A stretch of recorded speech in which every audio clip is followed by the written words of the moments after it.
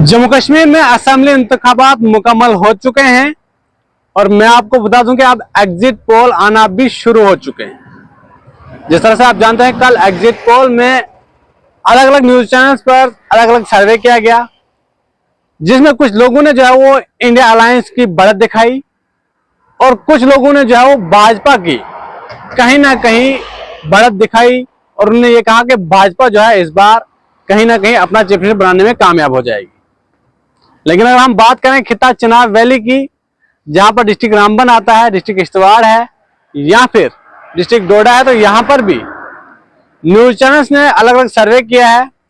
और उन्होंने ये बताया है कि बीजेपी को 2 से 3 सीटें खिता चिनाब वैली से मिल सकते हैं।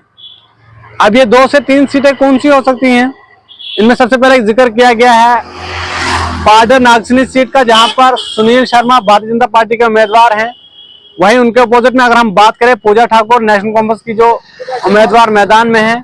उनके लिए बताया गया है कि यहां से जो है हो सकता है सुनील शर्मा जीत दर्ज करने में कामयाब होंगे। अब एग्जिट पोल और एग्जैक्ट पोल में जो है वो काफी ज्यादा फर्क होता है, क्योंकि पिछली बार भी आपको 2024 के लोकसभा इंतखाबात में याद होगा कि टीवी चैनल्स पर यह सर्वे किया जा रहा था, ये रिपोर्ट पेश की जा रही थी कि बीजेपी इस बार 400 के पार हो जाएगी। लेकिन जब नताइज मंजर आम पर आए तो नताइज कुछ अलग ही थे। भारतीय जनता पार्टी 240 से 243 सीटें जीतने में कामयाब हो गई और उसके बाद जो है एक अच्छी खासी ओपोजिशन जो है हमें पार्लियामेंट में देखने को मिली। लेकिन इस बार जम्मू कश्मीर में भी एक माहौल बनाया जा रहा है कि किसी तरह से जो है भाजपा की सीटें ज्यादा दिखाई जाएं, यानी कि ये दिखाया जाए कि जम्मू कश्मीर में भाजपा ने ज्यादा सीटें जीतने में जो कामयाबी हासिल की है।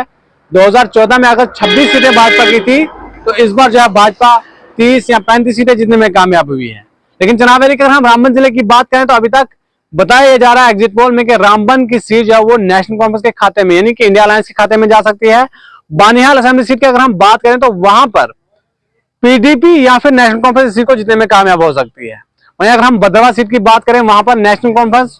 और बीजेपी की कड़ी टक्कर है और एग्जिट पोल की माने तो उनका ये मानना है कि नेशनल कॉन्फ्रेंस को यहाँ पर भी एज हासिल है। वहीं अगर हम बात करें डोडा वेस्ट की, डोडा की, तो यहाँ पर जो है वो बीजेपी और कांग्रेस की जो है टक्कर बताई जा रही है। किश्तवाड़ में नेशनल कॉन्फ्रेंस को एज बताया जा रहा है। इंद्रवाल में जो है वो डीपीएपी के जो लीडर हैं जीएम सोरी, हालांकि उन्होंने जो है इंडिपेंडेंट इलेक्शन कंटेस्ट किया है,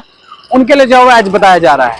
लेकिन देखना ये जरूर होगा कि जब नताइज मंजर आम पर आएंगे 8 तारीख को, उसके बाद ही पता चलेगा जो एग्जिट पोल इस बार जम्मू कश्मीर के असेंबली इलेक्शन में दिखाए जा रहे हैं ये सही थे या गलत थे, ये तो 8 तारीख को ही पता चलेगा। लेकिन आप जानते हैं कि 2024 के लोकसभा इलेक्शन में भी इसी तरह से एग्जिट पोल दिखाए गए थे कि जनाब भाजपा जो है इस बार 400 के पार जा रही है। लेकिन जब नताइज मंजर आम पर आए उसके बाद जो है भाजपा 240 से 243 सीटें जीतने में कामयाब हुई।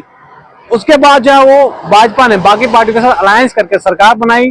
जिसके बाद अपोजिशन बार बार ये कह रही थी कि बैसाखियों के सारे जो है बीजेपी ने सरकार बनाई, वरना भाजपा ने जो दावा किया था वो जो है वो पूरा नहीं कर पाई। अगर हम बात करें खिता चिनाब वैली की, पीर पंचाल की, जम्मू डिवीजन की, कश्मीर डिवीजन की, तो कहीं ना कहीं इस वक्त